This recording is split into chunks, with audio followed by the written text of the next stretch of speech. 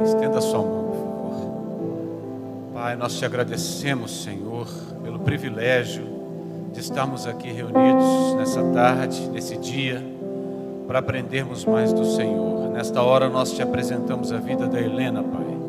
Pedimos que ela seja cheia do Teu Espírito Santo, que o Senhor a conduza, Pai, nesta ministração e que a Tua palavra venha como uma semente poderosa caindo em terra fértil para poder produzir muito fruto. Que a Helena esteja agora nas Tuas mãos e que ela fale daquilo que está no Teu coração para o nosso coração. Nós oramos e pedimos agradecidos em nome de Jesus. Amém.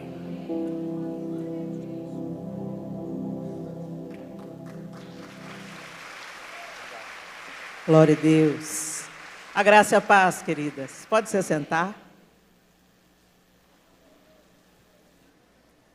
Nós estamos gratos ao Senhor por ter nos trazido de volta a essa casa. Que bom que nessa tarde de sábado você escolheu a boa parte. Que bom, a gente sabe que às vezes como mães é difícil a gente se ausentar num dia que as crianças estão em casa, num dia que às vezes o marido demanda a nossa presença, algumas trabalham ainda no período da manhã. Que bom que vocês vieram. O Senhor nunca dispensa de mãos vazias aqueles que têm sede e fome por Ele. Amém? Pessoal, eu falei com a pastora Eliette que a gente tinha que ter invertido essas palavras. A palavra dela nos convidou para ficar estirada aqui no chão. A vontade era da gente ficar adorando até, né? Foi muito, muito precioso que nós recebemos através da vida dela. Glorificamos o nome do Senhor. Abra sua Bíblia comigo em Mateus capítulo 5. E antes de nós lermos o texto, eu queria que nós entendêssemos um pouco a perspectiva da felicidade bíblica. O nome desse congresso é Seja Feliz. Seja feliz. E hoje as pessoas elas buscam tanto por felicidade. Como as pessoas querem a todo custo ser felizes. Nós acreditamos de uma maneira muito equivocada que as nossas circunstâncias é que definem o nosso estado de felicidade. Mas quando a gente olha pela perspectiva bíblica, a palavra que foi traduzida para o português, o original que foi traduzido para o português como feliz, como a gente vai ler daqui a pouco em Mateus capítulo 5, ou bem-aventurados, né? Não é apenas um estado de disposição favorável, uma disposição emocional favorável. Não é só sobre isso quando a felicidade bíblica é abordada nessa palavra. Muitas vezes, do original, traduzindo para o português, a palavra sofre um esvaziamento. A palavra no hebraico ou no grego, ela é muito rica, muito ampla. E às vezes, quando vai traduzir, tanto do hebraico quanto do grego para o português, perde um pouco. Por exemplo, shalom foi traduzido para nós como paz. Não é assim? Shalom, paz. Mas, shalom, no sentido exato da palavra, é muito mais do que a ausência de guerra. É muito mais do que uma vida em tranquilidade, sossego e paz. Quando um judeu diz para outro judeu shalom, ou diz para outra pessoa shalom, ele quer dizer que você tenha paz, que todos os seus negócios sejam bem-sucedidos, que os seus relacionamentos sejam saudáveis, que a nação onde você vive seja abençoada. É muito mais amplo o significado de shalom, que foi traduzido para a gente apenas por paz. E não é diferente nessa palavra, que foi traduzida para o português como feliz. A felicidade bíblica é mais do que isso. É mais do que um estado, uma disposição emocional favorável.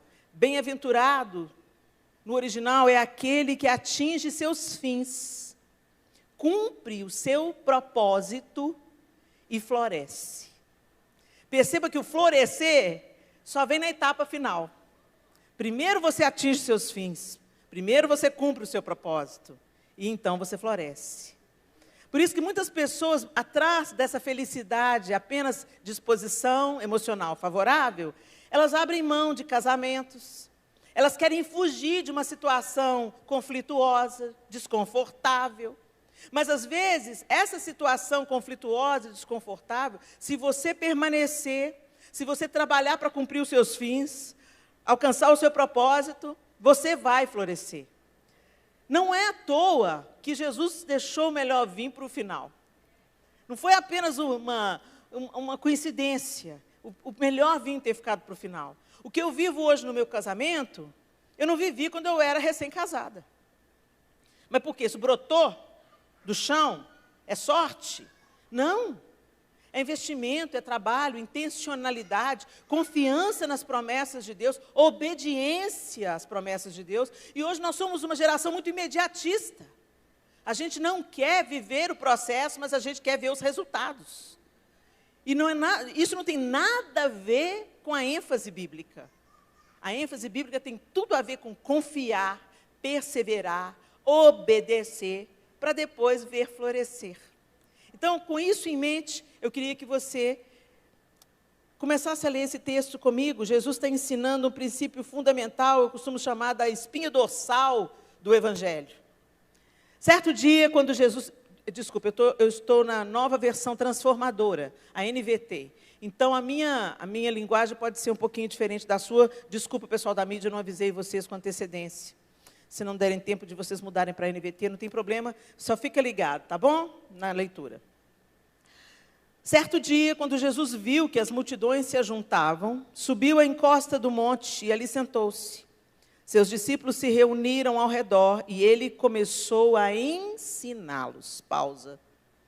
O que foi falado aqui hoje? Maria escolheu a melhor parte e ela se assentou aos pés para aprender.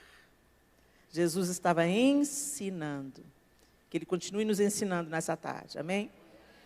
Felizes os pobres de espírito, pois o reino dos céus lhes pertence. Felizes os que choram, pois serão consolados. Felizes os humildes, pois herdarão a terra. Felizes os que têm fome e sede de justiça, pois serão saciados. Felizes os misericordiosos, pois serão tratados com misericórdia. Felizes os que têm coração puro, pois verão a Deus. Felizes os que promovem a paz, pois serão chamados filhos de Deus. Felizes os perseguidos por causa da justiça, pois o reino dos céus lhes pertence. Felizes são vocês, quando por minha causa sofrerem zombaria e perseguição, e quando outros, mentindo, disserem todo tipo de maldade a seu respeito. Alegrem-se e exultem, porque uma grande recompensa os espera no céu. E lembrem-se de que os antigos profetas foram perseguidos da mesma forma. Quando a gente olha para esse texto e a gente começa, felizes os pobres de espírito, a gente vai falar assim, ai meu Deus do céu. Não tem nada a ver com a felicidade. Se a gente entra nesse pensamento desse tempo, isso tem nada a ver com a felicidade. Aliás, essa palavra, pobre de espírito, ela tomou até uma conotação meio pejorativa, né? Nossa, fulano é pobre de espírito. É pobre de espírito, ele é bem-aventurado, né? Felizes os pobres de espírito. Qual que é o conceito de pobre pelo dicionário, né? Qual que é o conceito de pobre? E a gente vai chegando aí. Pobre de espírito, segundo o dicionário. Pessoa simples, pobre de espírito, tá, gente? O conceito do dicionário. Pessoa simples, de boa fé, sem intenções reservadas. Pessoa crédula. Pessoa cujas ideias ou atitudes são limitadas. Pessoa pouco apegada aos bens materiais. Olha que interessante. Eu gostei desse conceito. Pessoa simples, de boa fé, sem intenções escusas nem reservadas. Felizes os pobres de espírito. Será que nós somos? Porque, gente, a gente vive num tempo hoje que quer tanto ostentar, quer tanto mostrar como a gente é superior, né? As redes sociais ainda deixaram isso mais ativado, né? A gente põe o filtro para não parecer tão velha, né? A gente quer disfarçar. A gente não posta a dificuldade, a gente posta, e se a gente postar, nós seremos criticados. A gente posta o dia do glamour, o dia do casamento, o dia que você está bem vestida, maquiagem, né? A foto de família, margarina. Você teve que tirar 20 para uma prestar, mas é essa que vai para o Instagram. Né? Não mostra os intervalos. Cala a boca, fulano, não vou fulano. Você está fechando o olho. Ai, não gosta de tirar foto. Essa parte a gente abafa. Porque a gente quer vender uma imagem de sucesso. Fulano é muito bem sucedido. Né? Mas só que a Bíblia diz para a gente outra coisa. Gente, o apóstolo Paulo, quando ele diz lá em Romanos capítulo 12, não entre na forma de pensamento desse século. Se vocês querem experimentar a boa, agradável, a boa vontade, a boa, perfeita e agradável vontade de Deus para vocês, tem uma condição anterior a isso. Você não pode pensar do mesmo jeito que o mundo pensa. Você não pode viver do mesmo jeito que o mundo vive. Você tem que entrar num outro ritmo, numa outra forma de pensamento. A gente precisa renovar a nossa mente na verdade de Deus. E não nos deixarmos embalar pelas mentiras bem contadas e sedutoras desse tempo. Porque parece legal? Parece. Mas todo mundo está ostentando na rede social, mas o número de suicídios aumentou, a depressão está pegando, a ansiedade para todo lado, todo mundo precisando de psiquiatra. E eu não estou falando isso de uma forma pejorativa, não, graças a Deus pelos psiquiatras. Porque eu acho que Deus sabia que a bagaça ia ser tão grande, que já capacitou o homem para, vamos lá, deixa eu dar inteligência para o psiquiatra, inteligente para o psicólogo, inteligência para essa galera, para lidar com o nível de confusão desse povo que vem aí. Então, de maneira nenhuma, eu estou falando mal do psiquiatra, graças a Deus pelos psicólogos e pelos psiquiatras. Mas eu estou dizendo que esse estilo de vida que a gente está vivendo neles, a gente tem mais acesso, a gente tem mais oportunidade, fica todo mundo com a vida linda no Instagram, no Twitter nem tanto, no Twitter é mais baixaria, no Twitter é mais, né, as guerras. Mas no Instagram, então, tudo é glamour. Mas a gente está numa sociedade mais feliz? Não, definitivamente não. Então, a gente acorda para a vida, simplifica. Tantas vezes, hoje a gente estava almoçando com uma irmã querida aqui da igreja, foi nos levar, e a gente estava falando quantas vezes a gente imprime tempo e energia para correr atrás do vento. Quantas vezes a gente negocia. Gente, fala sério. Fazer xixi quando você está apertado. Beber água quando você está com sede. Não serve outra bebida, tem que ser água. Quando você está com a garganta seca, a boca seca. Água fresca. Tirar o sapato. Ai, que delícia quando você chega em casa. Sua casa pode ser o lugar mais simples do mundo, mas te parece um palácio. Sério que a gente precisa de ostentar tanto? A gente está perdendo os melhores capítulos da vida, porque a gente não quer ser simples. Não quer viver uma vida simples, não quer ser pobre de espírito. Outra coisa dentro do conceito, necessitado, dependente. Gente, nós somos. Nós somos necessitados. Sabe por que você acordou hoje? Porque Deus te deu fôlego de vida. Você não podia fazer nada para acordar hoje. Gente, como nós temos uma ideia limitada sobre Deus. Como nós construímos e customizamos Deus, a nossa imagem. Eu vou dizer para vocês uma coisa muito séria. Deixa eu abrir um parênteses aqui. Muito importante se dizer nesses dias. Muitos apostatarão da fé. Não é isso que a Bíblia diz? E sabe, muita gente que vai... Sabe o que vai ser responsável por muitos apostatarem da fé? Um Deus customizado. Quando Deus revela a sua face de justiça, mas como que Deus faz isso? Quando Deus fala não para a nossa oração, que a gente jurava que era o melhor, a gente fala assim, quer saber? É Deus mesmo que respondeu essa oração? Por que Deus não atendeu? Gente, deixa eu falar, Deus é Deus. Ele está fora do tempo, Ele é eterno, e Ele nos criou, não porque Ele precisava, Ele nos criou porque Ele quis. Então vai ser do jeito que Ele quer. E eu vou tranquila, porque eu sei que Ele é amor, misericórdia e graça, mas Ele também é justiça e fogo consumidor. Gente, o Deus do Antigo Testamento não mudou, embora Ele tenha revelado sua face amorosa no Novo Testamento. Na Nova Aliança, Ele nos convida a contemplar a sua face misericordiosa, graciosa e amorosa em Jesus Cristo.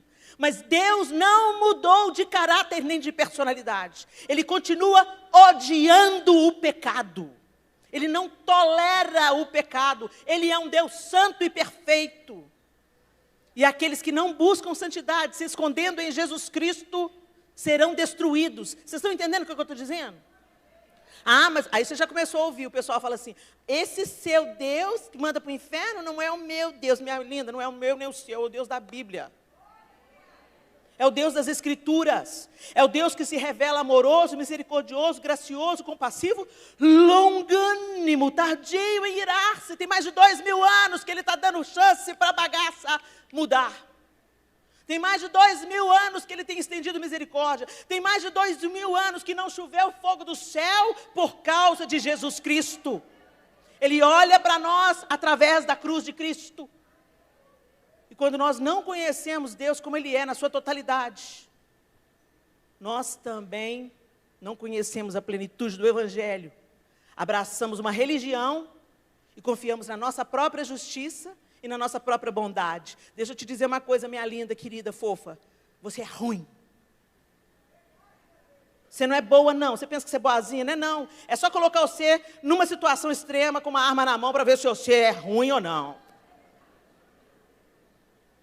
A gente é muito confiada na nossa justiça. Tudo de bom que tem em você é a graça e misericórdia de Deus que está te moldando aí, ó. Oh, bendito Deus seja pelo Espírito Santo em nós. Porque tira o Espírito Santo de nós para ver o que resta. Seladas no Espírito, a gente fala o que não deve, pensa o que não deve, perde as estribeiras, entra no barraco, não precisa nem ser uma situação extrema. É só ser do jeito que você não quer, pisou no seu calinho, sua Eva levanta. E o Senhor quer nos levar para esse lugar, nos lembrando que aquele que é pobre de espírito, aquele que é dependente, que conhece a sua limitação humana, que conhece a bondade, a graça, a soberania de Deus e fala, eu sou pequeno, que bom que o Senhor me ama, que bom que o Senhor cuida de mim, eu preciso do Senhor, eu não posso fazer absolutamente nada sem o Senhor. Esses serão felizes. A consequência para esses, deles é o reino dos céus. Quando parece que você está perdendo, você está ganhando. Parecia que Jesus estava perdendo na cruz, sim ou não? Imagina a confusão na cabeça dos discípulos. Nós andamos com ele 3 anos, a gente viu ele curando, fazendo milagre, maravilha. Agora ele está pendurado no madeiro, nu, exposto. Perdemos. Mas o que diz lá em Filipenses capítulo 2? Foi por isso que Deus o exaltou soberanamente e lhe deu nome que é sobre todo nome. Foi porque ele se esvaziou, foi porque ele foi humilhado, morrendo na morte de cruz. Foi por isso, o texto diz, foi por isso que Deus o exaltou soberanamente e lhe deu um nome que é sobre todo nome. Lúcifer já foi moldado numa outra vibe. Ele já era querubim e desejou ser como Deus. Como Jesus vem como cordeiro, desfazendo as obras do diabo desde a sua encarnação, sendo contrário a Satanás. Você está parecendo mais com quem? Felizes os que choram. A gente não quer chorar. A gente não quer chorar. Chorar, quando a gente chora assim de quebrantamento, alegria, contemplação, é delicioso. Mas quando você chora de angústia, quando você chora de dor, tem 2 tipos de choro que eu quero enfatizar aqui. Os que choram segundo Deus são aqueles que têm o coração quebrantado e contrito. Eu não estou falando daqueles que choram de raiva, choram porque ficaram irados, choram porque querem vingança e não conseguem. Eu estou falando o choro segundo Deus, aquele choro que o Espírito Santo provoca em nós. Vem aquela doce voz convencendo a gente, gerando em nós arrependimento de pecado, convicção, arrependimento, consciência da nossa dependência. Então a gente chora, a gente se derrete, a gente baixa as defesas, a gente fala, Senhor, eu preciso de Ti. É quando a gente olha para Ele e a gente fala, Senhor, me perdoa, preciso do Seu perdão. Preciso de Ti, preciso do Teu perdão, Preciso de ti, quebranta o meu coração. É esse choro. Lá em 2 Coríntios fala sobre isso. O apóstolo Paulo fala que a tristeza que produz o arrependimento e leva à salvação. E o outro tipo de choro são as outras angústias. Então, esse primeiro choro, ele leva à salvação, porque ele gera arrependimento. O outro choro é o choro angustiado. O choro, às vezes, de uma oração que você já faz há muitos anos e não tem respostas. O choro, às vezes, de angústia pelo silêncio de Deus. O choro de angústia, como foi mencionado aqui hoje, pelo luto, a partida de alguém que você ama muito. O choro, às vezes, pela decepção de alguém que você teve em muita alta conta e fracassou com você, falhou com você. Para essa angústia. A angústia que vem, às vezes, de você ver o caos se armando, a injustiça prevalecendo sobre a justiça, as coisas invertidas, os valores trocados. Às vezes isso provoca em nós angústia e a gente chora. Senhor, tem misericórdia do Brasil. Senhor, tem misericórdia da minha família. Senhor, tem misericórdia da minha filha. Senhor, tem misericórdia do meu marido. Essas angústias que todas nós temos. Tem uma promessa para elas. O texto diz que nós seremos consolados. E aí a gente se lembra que Deus considera as nossas lágrimas. O salmista diz: conheces bem todas as minhas angústias. Recolheste minhas lágrimas num jarro, e em teu livro registraste cada uma delas. Nós podemos chorar. Que válvula de escape maravilhosa é essa que jorra pelos olhos e alivia a nossa alma. Mas chore aos pés da pessoa certa, como Maria fez. Chore, porque Ele está recolhendo as suas lágrimas e escrevendo, registrando no livro, e Ele trará no tempo oportuno respostas. E se não respostas, consolo, fortalecimento. Deus, Helena, Deus não respondeu, mas Ele está te fortalecendo. É Ele que tem te mantido de pé. É Ele que tem te sustentado. A gente se lembra da promessa de Apocalipse: Ele lhes enxugará dos olhos toda lágrima, e não haverá mais morte, nem tristeza, nem choro, nem dor. Todas essas coisas passaram para sempre. O nosso choro é temporário, minha linda. Tem uma promessa de que os nossos olhos vão ser enxutos de toda lágrima. A gente parou de sonhar com a eternidade, com um novo céu, nova terra, com o reinado do Senhor. A gente parou de sonhar com isso. A gente está preso aqui nessa existência, onde nós somos apenas peregrinos. A gente está tratando o temporário, o transitório, como se ele fosse permanente. E quando a gente assume essa perspectiva, a vida fica ruim demais. A vida fica pesada. Aí você vai pela vida, Deus quer que você viva em confiança, em plenitude, em abundância, a despeito das circunstâncias. Essa é a felicidade bíblica. Não depende das circunstâncias, depende daquele a quem eu tenho crido. Depende da esperança vindoura. Depende de saber que eu posso estar no mais fundo do vale, eu não estou sozinha. Ele está comigo todos os dias da minha vida, até a consumação dos séculos. Gente, isso não é religião, isso tem que sair do papel, entrar em nós e tomar vida prática. A gente canta: essa paz que eu sinto em minha alma, não é porque tudo me vai bem. Um vitimismo. Ai, mas fulano, Deus respondeu a oração, né? Mas Deus sabe o que Ele está fazendo. Nós somos seres individuais. Apesar dele estar tratando com o todo, porque o Pai é nosso, não é Pai meu que está no céu, é nosso. Ele tem um plano para o todo. Ele também sabe a medida que cada um de nós aguenta e onde cada um de nós tem que ser aperfeiçoado. Então Ele nunca vai te tratar como a sua irmã. Ele sabe. Você que é mãe aqui, entende o que eu estou dizendo. Eu tenho 4 filhos, cada uma de um jeito. Não dá para criar filho atacado, é avarejo. Cada um é único. O que funciona para um, diametralmente oposto, é horrível para o outro. E nós somos mães imperfeitas, a gente fica tentando equilibrar os pratos e acertar. Agora você imagina Deus, que é um Deus perfeito e sabe de todas as coisas. Antes de você existir, foi Ele que te entreteceu no ventre da sua mãe. Você sabe que Ele não te conhece? Ele te conhece. Você pensa que você engana Ele? Engana não. Mas fica firme aí, que Ele é amor, graça e misericórdia. E Ele está fazendo com que todas as coisas cooperem conjuntamente para o seu bem, se, somente se, você ama a Deus. Deixa eu só abrir um parênteses. Amar a Deus não é dizer que ama não, tá, gente? Amar a Deus é obedecê-lo. O Senhor vai enxugar dos nossos olhos toda lágrima, e Ele quer que a gente tenha essa perspectiva.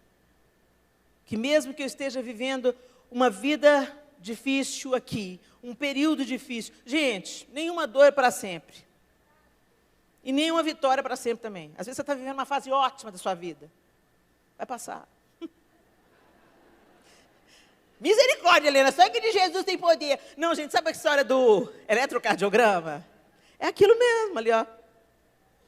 Enquanto tem vida, tem altos e baixos, altos e baixos. Na hora que parar, outro nível, outra estação. Você já passou dessa para melhor. Vocês entenderam? Nessa existência, para a nossa própria saúde, para a manutenção da nossa saúde espiritual, tem que ter altos e baixos. É só você lembrar aí que o tempo mais feliz da sua vida foi o tempo que você menos parou diante de Deus. Tem uma coisa que mantém a gente aos pés do Senhor, é o vale. Estou certa ou estou errada, gente? O máximo que a gente fala lá nos tempos bons, Jesus, muito obrigada. Agora, quando a coisa está pegando, oh Deus, tem misericórdia, Senhor. Aí você gasta tempo, você lê livro, você faz curso, você vem em todos os cultos, vem no culto de oração. Por isso que eu te digo, minha linda, isso é bênção. Mas não continue nesse estado, não. Evolua.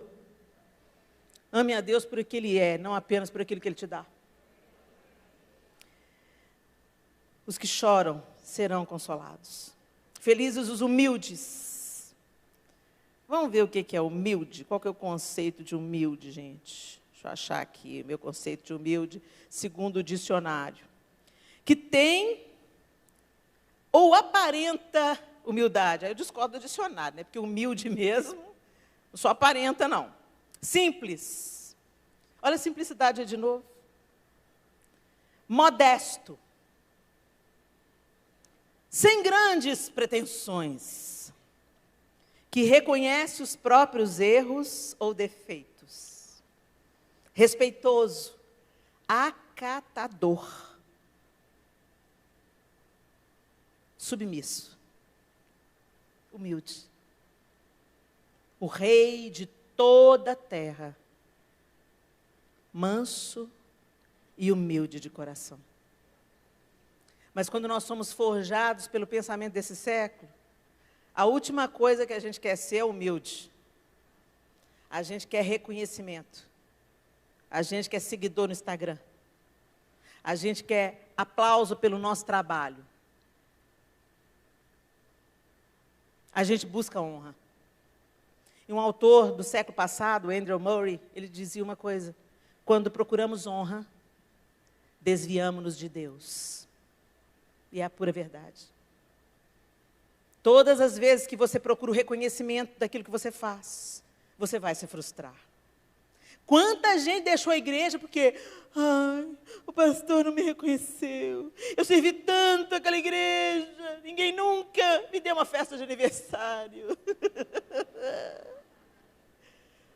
Será que o erro foi da igreja? Para quem que você estava entregando o seu trabalho? Para quem era a sua adoração? Se a pastora Eliette tivesse lavado o banheiro aí 6 meses, e ela tivesse com os olhos no reconhecimento da igreja e não viesse, ia ser extremamente frustrante. Mas ela sabe tudo que ela recebeu do Senhor. Quem recebe a glória do outro, já recebeu. Mas aquele que não recebe glória aqui vai receber a coroa do próprio. É essa coroa que eu almejo. Cada vez que as pessoas falam assim, Helena, você é uma bênção. Oh, meu Deus, me devolve aqui a pedrinha da minha coroa. Eu quero ouvir dele. Vinde, bendita. Helena, bendita do meu Pai. Entra na posse do reino que está preparado para você. Eu quero ser reconhecida por ele. Eu quero ser encontrada nele. E quando a gente começa a ter isso em mente, gente, a vida fica mais leve. Porque você não fica decepcionado à toa. Não é qualquer coisinha que vai te angustiar. Não é um bando de gente falando mal de você na internet porque entenderam o negócio errado que vai te afetar. Olha, eu quis dizer isso, vocês entenderam isso? Que pena, é isso que eu quis dizer. Mas você... Então tá bom, fica na paz. Fica na paz. Por quê? Porque o Senhor, o meu Senhor, conhece o meu coração. E isso basta. Basta para você? Ou será que você está querendo receber a faixa da mais humilde? Gente, humildade é aquela qualidade do caráter que a gente nunca vai saber se a gente tem. Porque se um dia você falar, até que eu estou humilde, caiu aí, ó, fracassou. O dia que você achasse, não, até que eu estou humilde, pô, acabou de perder, recomeça. Volte 3 casas. 1, 2, 3. Em Mateus 11, 29, o grande humilde diz, tomem sobre vocês o meu jugo e aprendam de mim, pois sou manso e humilde de coração, e vocês encontrarão descanso para suas almas. Quanto peso a gente carrega na alma, porque está frustrado e decepcionado, porque o outro não reconheceu, o outro não chamou para o aniversário, o outro foi tomar o café com a amiga e não te incluiu. Vida, céus, azar, ninguém me ama, vou procurar uma outra igreja que me considera. Vai lá para o seu sumo pastor, ele não te rejeita, ele te perdoa, ele te renova, ele te limpa, ele te lava. Helena, mas cá entre nós, né? É importante a gente receber reconhecimento. Claro que é. Estou dizendo que não é. Não estou demonizando a gente ser reconhecido por um bom trabalho desempenhado. Se você tem alguém que trabalha para você e faz um bom trabalho, planta o que você quer colher, porque a gente gosta muito de receber reconhecimento, mas reconhecer o outro a gente não quer, né? Hashtag fica a dica. A gente só planta, a gente só colhe o que a gente planta, né? Agora, nossa dependência não pode estar nisso, nosso equilíbrio não pode estar nisso, a nossa felicidade não pode estar condicionada a isso. Mas na consciência de que o que eu fiz para Deus está feito, está entregue e jamais será desprezado. Felizes os que têm fome e sede de justiça. Vamos lá no dicionário para saber o que é justiça. Justiça, segundo o dicionário, princípio ou virtude moral que inspira o respeito pelos direitos de cada pessoa e pela atribuição do que é devido a cada um. Condição do que é equitativo ou moralmente correto.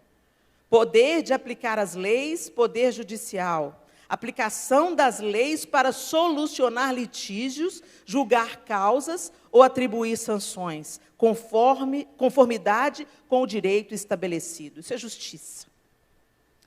Quem tem sede e fome de justiça. Será que nós temos fome? Gente, fome e sede fala de necessidade primordial. Fome para a gente comer, sede para a gente beber.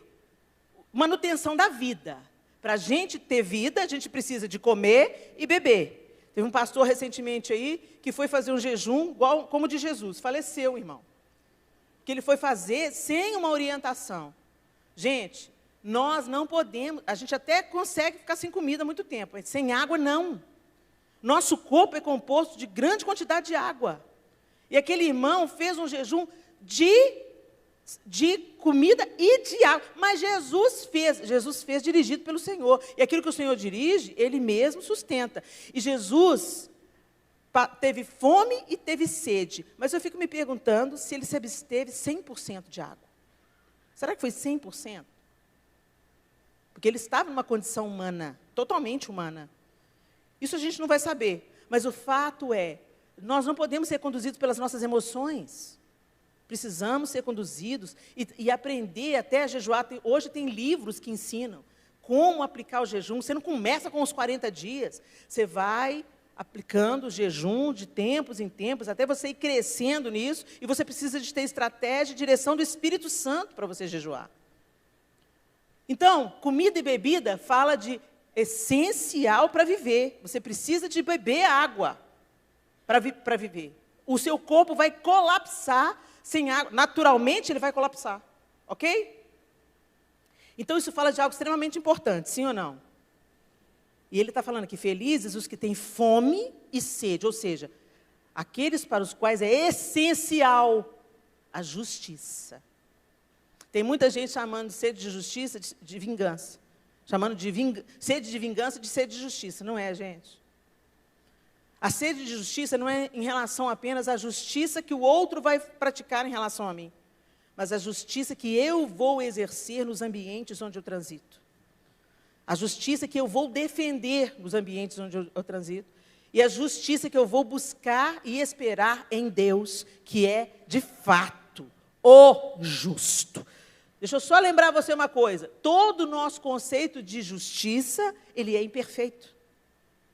A Bíblia diz que nossa justiça própria é como trapo de imundície. Para traduzir para o nosso mundo ocidental, é paninho de menstruação. Desculpe os homens presentes. Paninho, quando não tinha absorvente, era esse aí que é o trapo de imundície. Olha isso. Essa é a nossa justiça. A nossa justiça, ela é parcial. A nossa justiça não sonda os corações.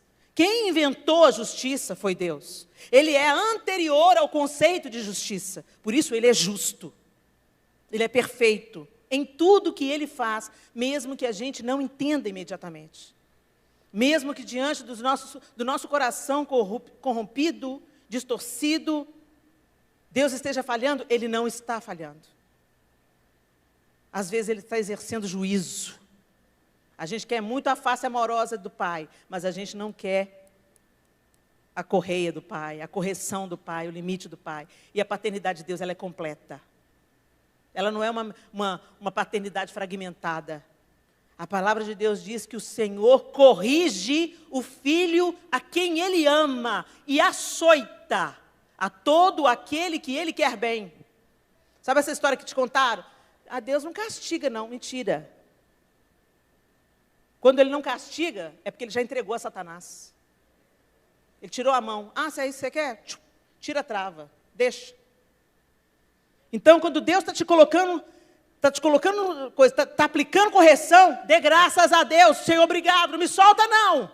Não me solta, não, porque eu prefiro ser açoitada pelo Senhor do que ser açoitada pelo diabo. O Senhor é justiça. E aqueles que têm sede e fome dessa justiça, a justiça que Deus aplica, e que vai transformar também a nossa maneira de interferir nas situações de injustiça, é essa sede e fome, essa necessidade que nós precisamos ter para sermos felizes. A consequência? Serão saciados. Felizes os misericordiosos. Vamos lá para o conceito de misericordioso. O que é misericordioso? O que é misericórdia?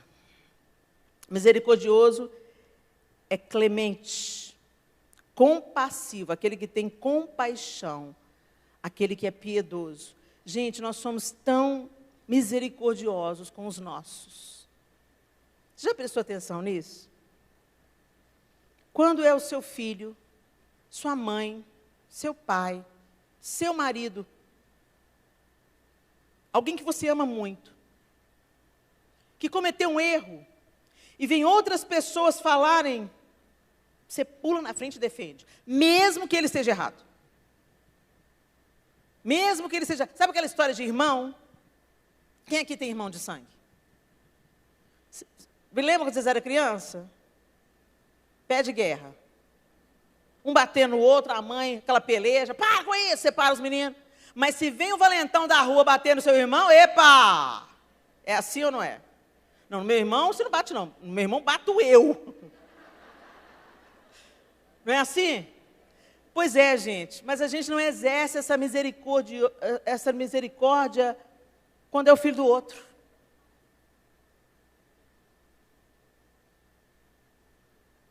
Às vezes a gente tem a felicidade de ter uma família aos pés de Jesus. Toda família servindo ao Senhor. Toda família com temor de Deus. Toda família florescendo, frutificando. Cada um vivendo o seu propósito, seu chamado. Que delícia. Isso não te dá o direito de falar mal da família de ninguém, gente. Que bom que sua família deu certo agora. Mas você está plantando o que para a próxima geração? Conversa pouca, fica caladinha para Jesus te dar vitória. Exerça misericórdia. Porque aquilo que você não gostaria que os seus passassem, o outro pode estar passando. Fica caladinha. Hoje tem um tanto de gente, hoje virou uma coisa natural na internet. Alguém, em busca de engajamento, posta um post sensacionalista, com aquelas fotos de caras e bocas, um título pavoroso, e tem crente que nem vai entrar para ler a matéria, porque tem gente que faz isso só como chamariz para contar a verdade, ou suposta verdade. Tem gente que nem já sai espalhando. Você viu? Você viu a notícia? Você viu o que está acontecendo? Ah, bem que aquela lá nunca me enganou.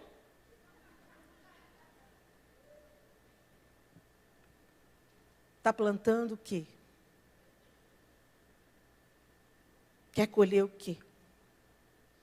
Um irmão caiu? Eu caí. É humano. Dobre o seu joelho e ora por ele. Não leve o escândalo adiante.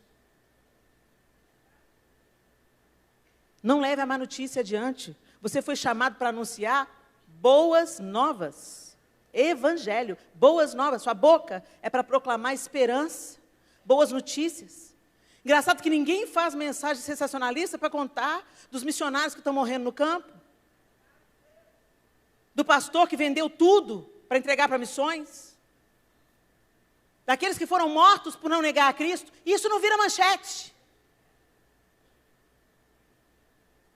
A própria igreja está trabalhando contra a própria igreja. Satanás nem precisa ter trabalho. E Jesus fala que felizes são os misericordiosos. Porque quando você precisar, a promessa é essa, você vai alcançar. Os misericordiosos alcançarão misericórdia. O que me faz imaginar o contrário. Aqueles que não são misericordiosos, na hora que precisarem, não encontrarão misericórdia. Você quer ser feliz? Seja misericordiosa. Então o Senhor chamou o servo e disse: servo mau, cancelei toda a sua dívida, porque você me implorou. Você não devia ter tido misericórdia do seu conservo, como eu tive de você? Mateus 18, 32 e 33. Fomos alcançadas por tão grande misericórdia. Essas misericórdias se renovam sobre nós todas as manhãs. E muito da felicidade que nós não desfrutamos é porque não somos misericordiosas. Abrimos a nossa boca, cooperamos com a impiedade, propagamos más notícias. E a luta chega. Feche essa porta na sua vida. Felizes os que têm um coração puro. O que é puro? Gente, essa palavra pega para mim. Puro. Puro. O que é puro? Sem misturas. Genuíno. Que não tem impureza. Límpido. Transparente. Que é genuíno. Verdadeiro. Não contaminado.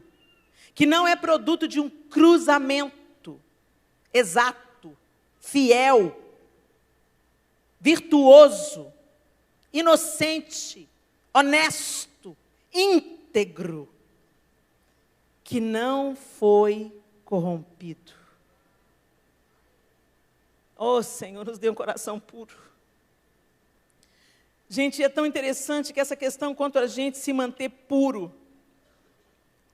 Lá em Tiago, ele diz assim, a religião pura e verdadeira Aos olhos de Deus, o Pai é esta: cuidar dos órfãos e das viúvas em suas dificuldades e não se deixar corromper pelo mundo. Não se deixar corromper, ou seja, manter-se puro. Entenda que manter-se puro é uma decisão sua. É você que não se mistura. Não é no sentido de não vou comungar com mais ninguém. Não me assento na roda dos escarnecedores. Gente, Jesus andava com a turma, galera, barra pesada. Barra pesada. Ele era questionado pelos religiosos. Nossa, está andando com... Vai comer na casa do corrupto, do Zaqueu? Sério? Né? Hoje a gente tem falado muito de mesas. Né? Não se assente em qualquer mesa, levanta da sua mesa. Engraçado. Jesus não tinha mesa para ele, não. Sentava em todas. A única mesa que ele virou foi dos corruptos da religião. Essa aí ele não concordou com ela, não. Mas ele não se corrompeu. Ele se assentava nas mesas, mas quando ele levantava da mesa, todo mundo ali estava santificado pela vida dele. Quando a gente fala não se misturar, não significa se isolar, viver num monastério, se achar melhor do que os outros, porque você não é. Você teve a felicidade de ter acesso à graça e misericórdia de Deus, ser convencida pelo Espírito Santo da sua justiça, do pecado e do juízo, e ter sido a iluminação do Espírito Santo na sua mente para você entregar a sua vida para Jesus. E você está no mundo para mais nada, a não ser fazê-lo conhecido entre as nações da terra. E para fazê-lo conhecido, a luz tem que brilhar onde está escuro. Então, sabe aqueles parentes que você nunca mais visitou depois que você converteu? Vai visitar. Se você era um filho bom, seja melhor. Se você era uma esposa boa, seja melhor. Se você era uma pessoa serva, seja mais serva. Não vira o chato de galocha da sua família, pelo amor de Deus. Porque tem gente que virou crente, se acha superior a todo mundo. Não, querido, você não é superior a ninguém, não. Você parou de pecar depois que Jesus entrou na sua vida? Não. O pecado é um acidente na sua vida. Ok, você não escolhe mais o pecado, você não abraça mais o pecado. Mas você ainda escorrega? Claro. Você não passa um dia de 24 horas sem errar. Tentando acertar, você erra. Entendeu que nós não somos superiores a ninguém? Mas muitas vezes nós assumimos uma atitude de superioridade, achando que é isso que vai nos manter incontaminados. E não é, gente. Você pode, é claro, você sabe a fraqueza que você tem na vida. Então, se você tem fraqueza com bebida, para que você vai andar com os alcoólatras? Vai ser bênção na vida do cheirador. Se você tem problema com a sua língua, para que você vai andar com a fofoqueira? Anda com a prostituta. Vocês estão entendendo? Eu estou usando uns exemplos bem cabeludos assim, mas é para te dizer, cada um tem a sua fraqueza. Você sabe aquilo de que você precisa se abster. As áreas da sua vida onde há vulnerabilidade, então você vai servir em outro lugar. Você não vai colocar um pedófilo para cuidar do departamento infantil. Ok? É isso que eu estou querendo dizer. Se manter incontaminado também é fazer essas escolhas. Mas o que eu quero dizer é ser a mesma pessoa em qualquer lugar. Tenha a mesma atitude de Cristo Jesus em qualquer lugar. Seja crente no trabalho, seja crente na família, seja crente na sua comunidade de fé, seja crente nos seus negócios. Mantenha-se puro. Ah, mas todo mundo está fazendo, mas você não é todo mundo. É isso aí que entra, não se contaminar, você não é todo mundo. Ah, Helena, mas custa. Custa. Mas custou mesmo, foi subir o madeiro e morrer por sua causa. E quem vai desfrutar da minha pureza, Helena? Você mesmo. Porque quando você se mantém incontaminado, primeiro, você evita um tanto de bagaça na sua vida. Tanto de problema é evitado quando você anda em pureza. Mas sabe qual que é a consequência? Você verá a Deus. Felizes os pacificadores, aqueles que promovem a paz. Você é que provoca o barraco ou você é que vem pôr um pano quente? Não, você é da turma do deixa disso ou da turma, eba, circo pegando fogo, traz a gasolina. A Bíblia está dizendo que felizes são os pacificadores, os que promovem a paz, os que se empenham para trazer ao ambiente tranquilidade, querida, na sua TPM. Segura na mão de Deus e vai. A Bíblia diz assim em Romanos 12, 17 e 18, não retribuam a ninguém mal por mal. Procurem fazer o que é correto aos olhos de todos. Façam todo o possível para viver em paz com todos. Helena, mas não é possível. Tem um cara no meu serviço que votou no fulano. No que depender de você, seja uma bênção na vida do querido. Mesmo que ele não tenha a mesma posição política do que a sua. Mesmo que ele seja opositor a você, no que depender... Gente, Judas veio beijar Jesus para trair, e Jesus chamou ele de amigo. Jesus não estava sendo irônico nem hipócrita. Jesus estava deixando claro, o que você está fazendo, Judas, não muda quem eu sou, não muda a minha natureza. Eu sempre vou te enxergar como um discípulo amigo.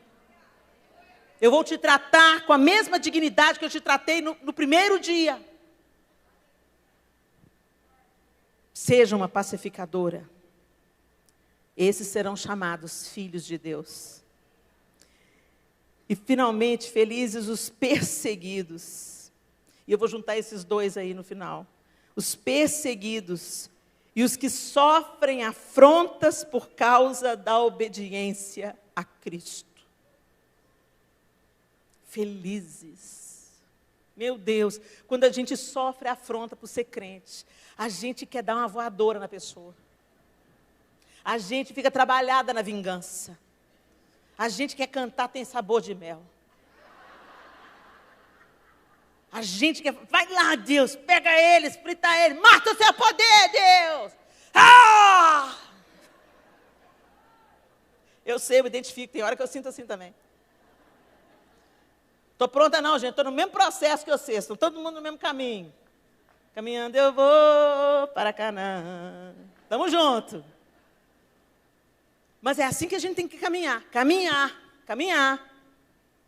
Um passo mais perto do Senhor, outro passo mais perto do Senhor e menos da minha velha natureza. É de fé em fé, de glória em glória, até ser dia perfeito. E aqui o texto está dizendo, Jesus está dizendo que nós seríamos perseguidos. Não é surpresa. Que nós seríamos caluniados. Vão mentir, dizer todo mal contra vocês. Está previsto. E um tanto de crente, Deus me abandonou. Deus não me defendeu. Ah! Mas a Bíblia mandou a gente fazer o contrário. Uau! Fui perseguida? Então Jesus está me aprovando. Porque na hora que o mundo estiver batendo nas suas costas e está achando o máximo, desconfie. Desconfie. Porque o espírito do anticristo já está sobre a terra desde quando Jesus ascendeu aos céus. Vocês já começaram a perceber que começou a ter uma intolerância cristã mais declarada aqui no Ocidente? De uns 10 anos para cá, a gente começou a perceber. Mas agora, gente, o pessoal está falando no noticiário. Esses dias me mandaram uma imagem de uma menina, uma âncora de um jornal americano, decepando a cabeça dos crentes. Não me obriguem, eu não sou obrigada a gostar de cristão, eu não acredito nessa palavra, eu não acredito nessa Bíblia, eu não acredito nesse Deus, é um direito que eu tenho. Tenha o direito que você quiser, querida. Queime no inferno. Mas aí a gente fica, ai que absurdo, gente, anuncia a verdade, conta a verdade, você vê alguém falando besteira, tá cego, como um dia você esteve, ore por essa pessoa, Senhor, convence da justiça, dos pecados e do juízo, não leve em conta, Senhor, isso que ela está falando, às vezes está motivado por uma decepção com alguma liderança, um escândalo que ouviu, ô Senhor, remove isso, revela a sua face amorosa, misericordiosa, é para a gente orar, gente, e a perseguição te atingiu, se alegre. Quando Pedro e João foram presos, esses dois ficaram felizes demais. Nós fomos presos! Fomos achados dignos de padecer pelo Senhor. O que foi isso que esses caras experimentaram? Paulo e Silas na prisão fazendo o quê? Então louve, simplesmente louve. Eu sempre gosto de pensar nessa música para Paulo e Silas. Tá chorando, louve, precisando, louve. E o carcereiro? Tá sofrendo, louve. Deus vai na frente, abrindo caminho, quebrando as correntes. Gente, literalmente, os caras tinham uma revelação, uma vivência com Cristo, que nós não temos, mas que nós podemos ter. Gente, o Senhor vai permitir que as coisas estreitem. E todas as vezes que as coisas estão estreitando, não é para nos matar, é para nos empurrar para um lugar mais espaçoso. Foi assim no seu parto. Não foi assim no seu parto? Você estava lá bonitinho na barriga de sua mãe. Estava tudo, você tinha tudo que você precisava. Comidinha, escurinho, nutriente, o coraçãozinho da mãe batendo, te dando segurança. Mas foi ficando apertado, apertado, apertado. Você não conseguia mais mexer para canto nenhum. Aí começa um trem a te apertar para te expulsar. Imagina, você lá, não quero sair daqui, está tão bom aqui, que isso, que desconforto é esse? Muitas vezes os desconfortos são para nos empurrar para um lugar mais espaçoso. E Deus vai fazer isso com a sua noiva. Ele não vem buscar uma menina, Ele vem buscar uma mulher pronta para o casamento. E aí a gente vai ter que sair desse nosso mimimi, dessa religiosidade aparente, sabe? Desses crentinhos de domingo, de reunião em congresso. Não, vamos ser presos? Bora! Tacar o terror na prisão, vamos pregar para todo mundo. Mas se morrer, estou promovida para o céu mais cedo. Gente, o Senhor quer nos aperfeiçoar, porque esses homens não eram diferentes da gente. Eles eram todos do mesmo material. Então, o que fez Paulo e Silas cantarem na prisão? O que fez Pedro e João se alegrarem? O que fez eles falarem, não, me mata de cabeça para baixo. Porque eu não sou digno de morrer na mesma posição que o meu mestre. Paulo foi decapitado.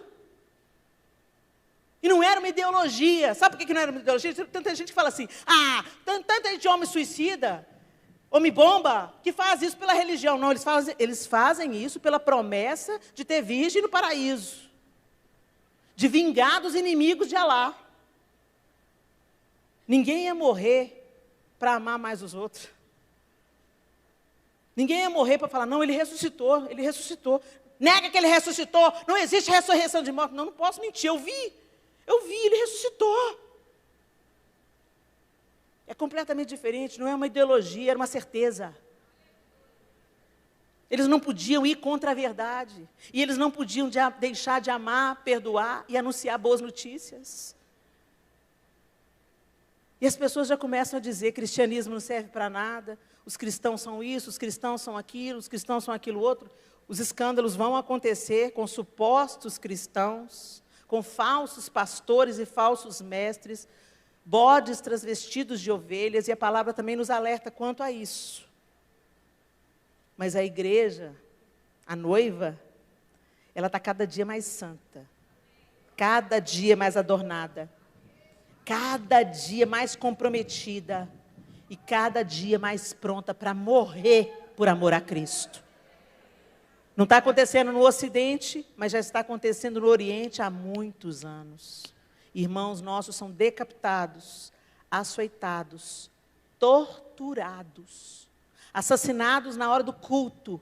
Entra um tanto de gente, metralha todo mundo. E eles continuam.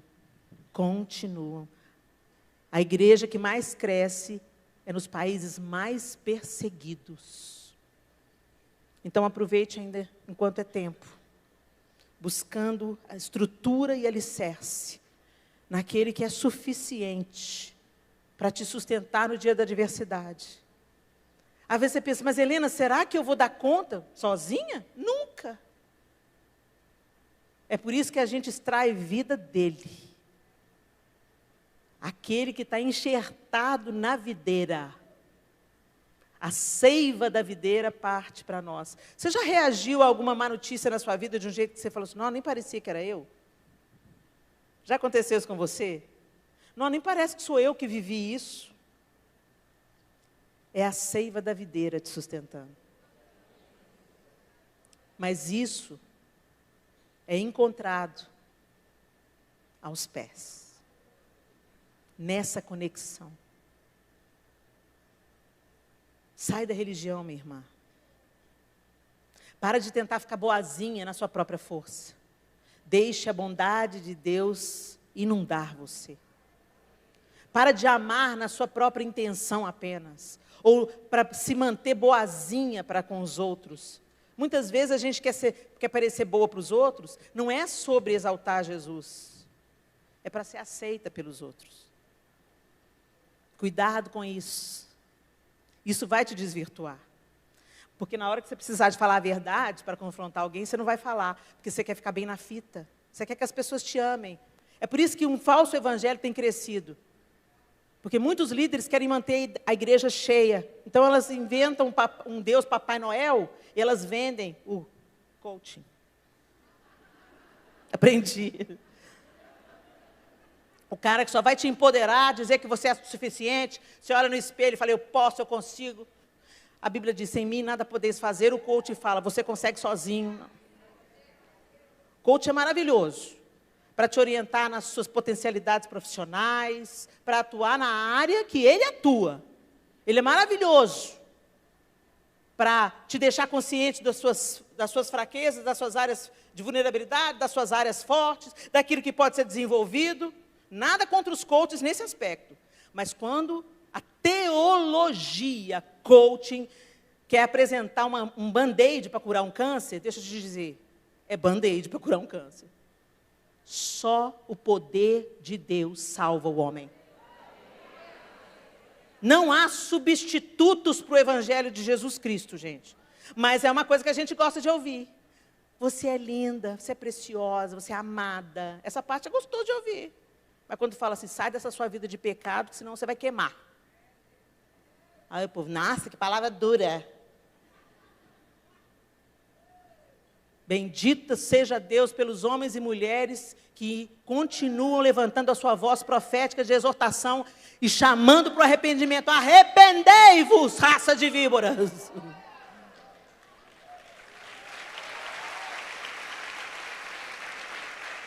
Porque onde há arrependimento, há esperança. Onde há arrependimento, há recomeço. Onde há arrependimento, a vida entra.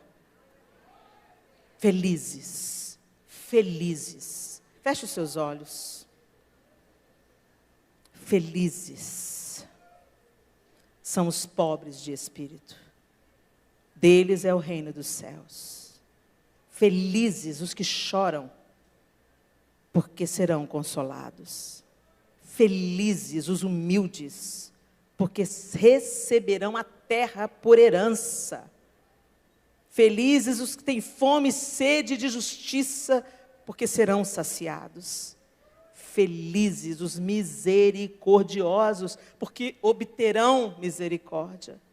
Felizes os que têm um coração puro, porque verão a Deus. Felizes os pacificadores, porque serão chamados filhos de Deus. Felizes os perseguidos, porque herdarão o reino dos céus. E felizes os que sofrem afrontas por causa da obediência a Cristo, porque uma grande recompensa os aguarda. Senhor, nós te louvamos pela tua palavra, tua bendita palavra. Nós cremos no Senhor. Cremos que neste lugar onde nós aprendemos com o Senhor a ser pobre em espírito, humildes, pacificadores, perseguidos, injustiçados. Nesse lugar onde nós aprendemos com o Senhor, é o lugar da nossa felicidade. Não uma felicidade que varia de acordo com a circunstância, mas uma felicidade que independe da circunstância, porque está firmada na rocha que é o Senhor. Podemos nos alegrar mesmo vivendo situações desafiadoras. Podemos erguer os nossos olhos esperançosos, porque sabemos que no Senhor o nosso trabalho não é vão. O Senhor conhece cada uma das suas filhas aqui. E mais uma vez eu oro por elas. Eu peço, Senhor, que o Senhor dê a elas um novo olhar sobre a sua vida, sobre as suas circunstâncias. Aquelas que têm sido açoitadas por situações tão difíceis, desalento, angústias. Aquelas que hoje choram. Que o Senhor providencie fortalecimento e alívio. E se ainda não chegou o tempo do alívio, que o Senhor dê a elas, a cada uma delas, a armadura apropriada para essa batalha.